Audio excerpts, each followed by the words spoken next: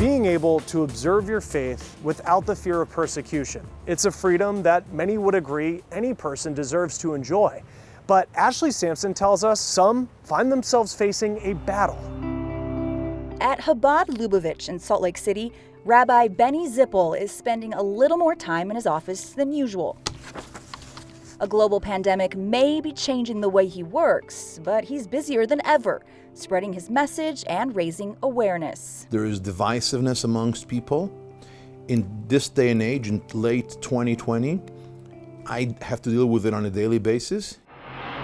According to the FBI, the Jewish community in our country is experiencing the highest level of anti-Semitic incidents since 1979. Basically, in 80 years, 75 years since the Holocaust, we have learned nothing. Nowadays, we don't really teach our kids right from wrong anymore.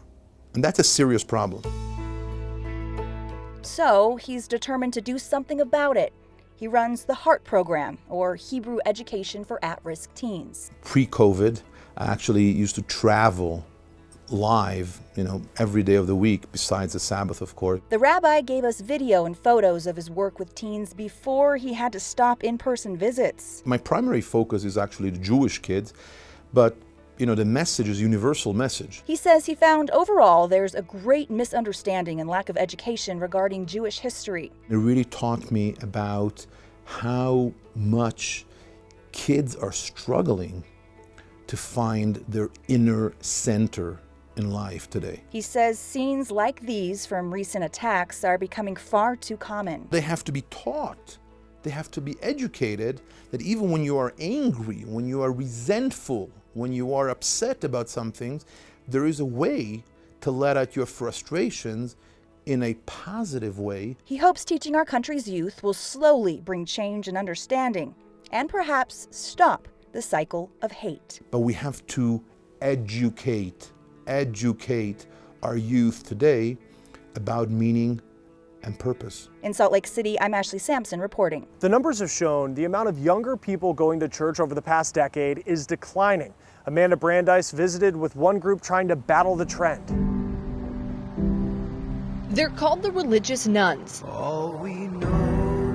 A diverse group made up of atheists, agnostics, the spiritual, and those with no specific organized religion. I think many of us are finding connection, spirituality, in ways that, for our parents maybe would seem quite odd, but for us feel more relevant and feel more authentic. A millennial herself, columnist and author Jill Filipovich considers herself a part of this growing trend. I don't affiliate formally with any of these religious beliefs, even though I guess I am sort of culturally Christian. The Pew Research Center found just 27% of millennials say they attend religious services on a weekly basis, compared to 38% of baby boomers. Millennials, as I said, are relatively progressive people, and the Catholic Church is a formal patriarchy.